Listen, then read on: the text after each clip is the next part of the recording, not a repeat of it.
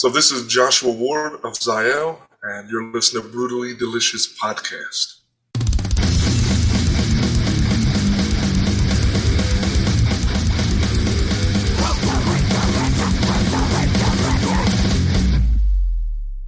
And we took our own personal story and said, what would that be like on a different planet, but influenced by these things? And that's kind of how we write the story. Like this story, went through a lot this year between divorces and people fighting for children and all this crazy stuff between multiple members. We're putting that in a story. Then again, so you're writing that all in this crazy world situation we're living in too, right? Right. And even some of the politics, when we see some of the things that we're going through, like what is a very exaggerated version of that on a planet that might have the ability to be a class 1 civilization. And but they still have these kind of unfortunate politics, and then what type of wars would that look like? We got planets exploding, really advanced AI, and on top of that, you have all these dogmatic layers that go on it. So I assume that's all of you creating at the same time, or is it one? Are you mostly writing the story and then everybody's writing the music? Well, it started out with me creating the base of the lore, and then everybody jumped in. So now what we do is we sit in a circle, like, all right, guys, what happens next? Or I might be like, how do you feel today? And one of them might be like, I've been going through a lot. And I'm like, let's put that in music. Let's vent that. But we're going to make a different character. We're going to embed that to this character. And then we kind of let it be like a sandbox for a minute. We kind of try to see what happens if you throw this weird celestial creature in there while they're dealing with this. And that's what we do. So I'm already confused on how you can keep that all straight. But when you're obviously the world we just mentioned, the world conditions are getting somewhere into it, filtering in. Are you guys trying to make any sort of statement at the end of the day, or is it just the worlds that you've created and they're separate from us? Does that make sense? Yes, actually, every song has two meanings, and so we deal a lot with family, weirdly, or mental health. I would say even more. Like a lot of the characters are going through. Because, we live in a lot of us have some baggage, right? And trying to cope with that. And a lot of it's trying to find purpose or trying to find being content within complicated situations. We all go through bad things. And so in the story, some of the characters are very, like one's going through schizophrenia almost. One of the characters, one of the characters are technically immortal, but every time he dies, his brain doesn't, you only have so much computing power. And so he's been alive for a long time. He's actually starting to go through psychosis. Eventually his brain will shut down and he'll just be this walking husk. And so we're dealing with this really complicated mental stuff. But at the same time, I'm a big advocate for science. We promote space, space and science. We talk a lot about, you brought it up, but we talk a lot about mental health and depression on the show. In fact, I've done a film called Mental Health. It was how mental health is affecting people in the the hard rock metal industry. So we're very familiar with that, and we kind of talk about it. But do you feel like the music you're writing, because it's so extreme, is cathartic? I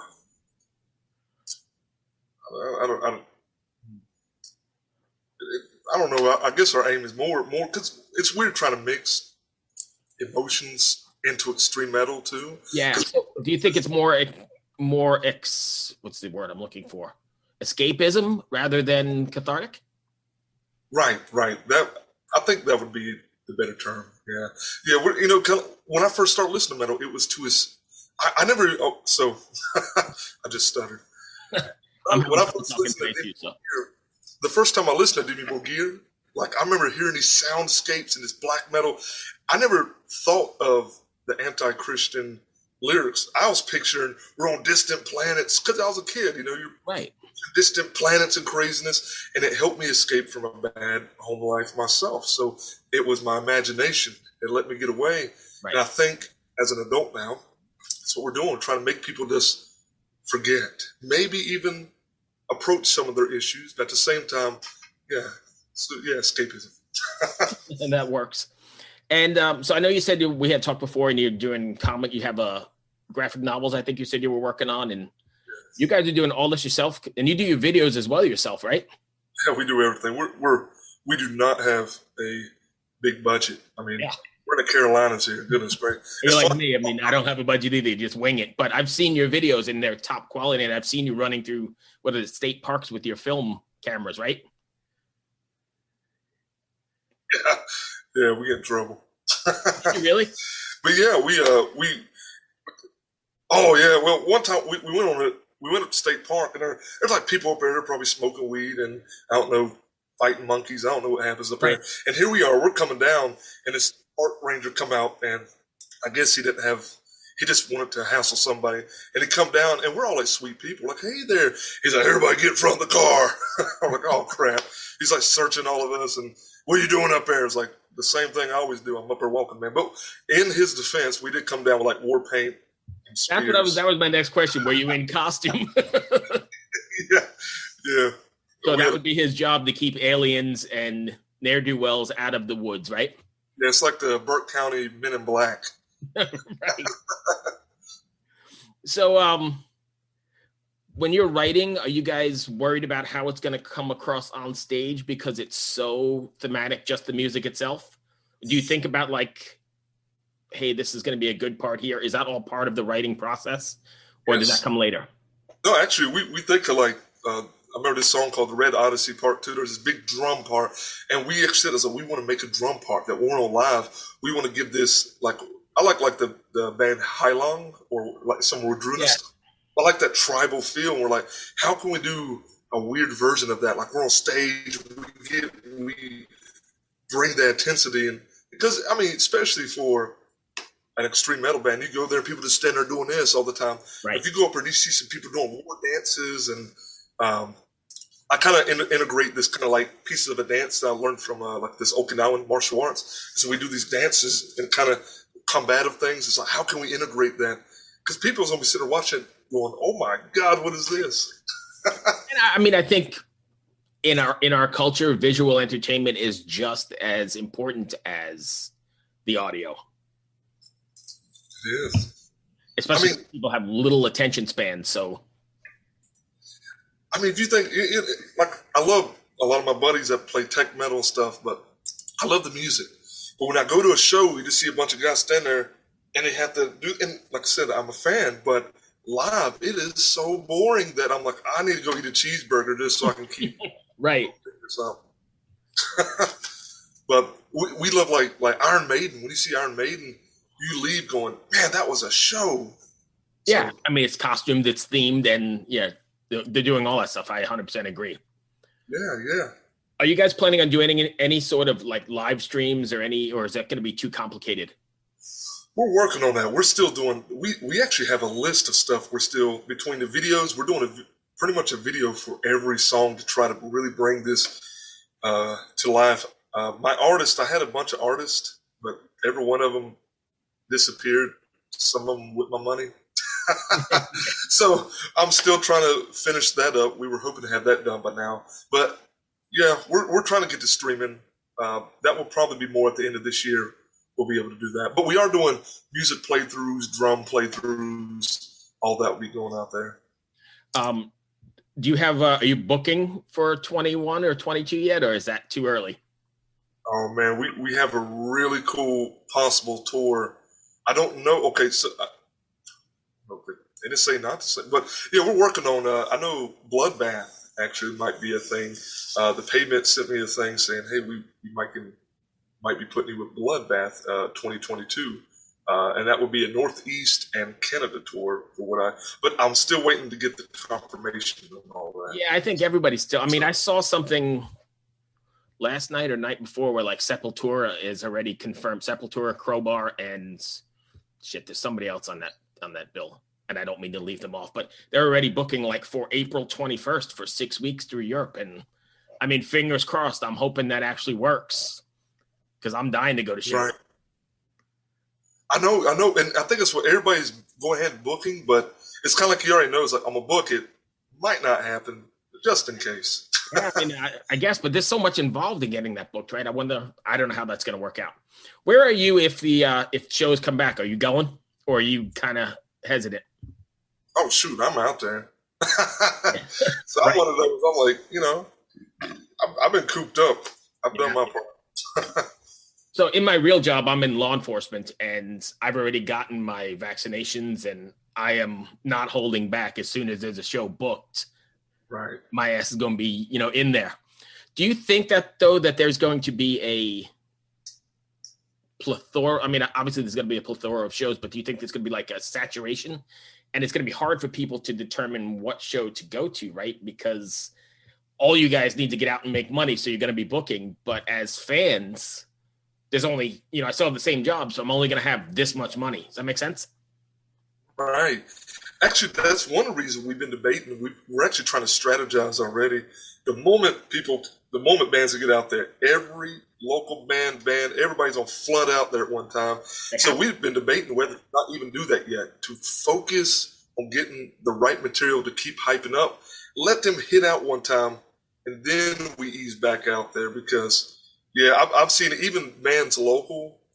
It's a very saturated genre. I mean, there's bands everywhere, and so I'm like, I'll let them do their thing and then try to strategically plan at the right time. Because I don't know how that's going to work out. I sit and think about it, going, I mean, there's at some point I think there's going to be massive amounts of people on the road because they have to be. That's how they make money. Right. But then as a fan, how do you pick? I'm going to go see Xael, or I'm going to go see Bloodbath, or whatever. If they're all in town on the same night, what the hell do you do? And there's only money, right? I mean, I work a job, so there's only $30 for this ticket, or there's not an endless amount of money to go. Right. I'm kind of curious myself how it's going to look because, I mean, looking at my Facebook, everybody's just sitting there ready. As soon as they say go, they're going. Hell yeah. It's very, it's going to be very interesting. How do you see this all panning out? I mean, the music business has to reinvent itself a little bit, right? Well, I think it did. There's a part of me, I'm sad I ain't got to go to shows, but I think it kind of forces bands to really, and I say it from a band and business perspective, on a band level, I think, because I've seen one band going, we don't know what to do, we're just kind of calling it quits for now. And I'm like, what do you mean? There's so much you can do. Work on the music, better yourself, get critiques. I love it. Actually, my publicist, he's awesome. He'll straight up tell me, like, I don't like that. And I'm like, I need to go back and I take criticism. I go back, I re-examine, and I was like, that did kind of suck. I'm going to read. So there's all these layers of bettering yourself to make you a brand to be more marketable versus just being a band that gets up there playing some chunking riffs. But on the business end, I know. Yeah. I mean, this is a perk. To me, it's like I got a lot done. So. Right. Can you still see me? Yeah, I still got you. I think it started for a second, but I got you. Sorry, my thing for. No, that's no problem at all. So what's next for you guys? You guys are you working on the next video, you said? Yeah. Actually, I do this thing where I'll just start filming sometimes just to see what happens. It's kind of like and I wasn't planning on doing a music video for the song Try, and I just started filming, and sure enough, I accidentally made a music video for Try. So you just took your camera out? Go with it, but we do have planned video. Right. Yeah. Oh, this is going to be interesting. We're going to see how people react. We have it's weird. It's like a demon kung fu thing that's about to happen. I wonder how it's going to be received. I'm curious. We're like, you know what? We have woods. I have a lot of weapons. I train people in martial arts. Let's get out there and kill each other fakely for film and see what happens. And then see if the Rangers get on you. They're going to be chasing us. Yeah. I'm starting to lose you, but before I go, do you have did I miss anything? Anything else you want to cover? Oh, no. I'm appreciative of your time. Thank you. And if fans out there want to find you, you can go ahead and drop your socials if you want. Oh,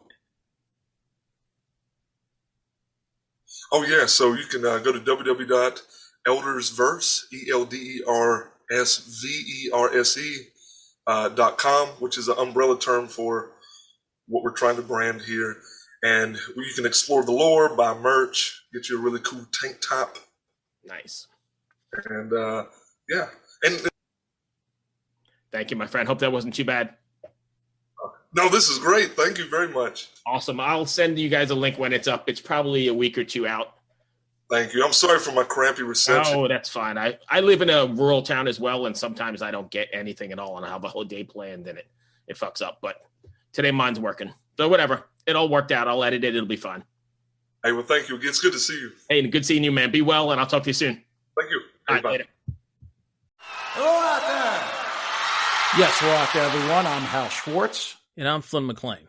Together we host None But the Brave, a podcast dedicated to the music and career of Bruce Springsteen. Bruce and E Street Band are on tour right now for the first time in 6 years, and we're taking a detailed look at what's happening on stage in our bi-weekly episodes. We've also been recently joined by some very exciting guests, including rock journalist Warren Zanes and Stephen Hayden, Backstreet's Magazine founder Charles Cross, and Barstool's Kirk Minahan. If you're a diehard Springsteen fan, this is the show for you. So please subscribe to None But the Brave on your favorite podcasting platform, and we hope to see you further on up the road. Thank you so much. We'll be seeing you.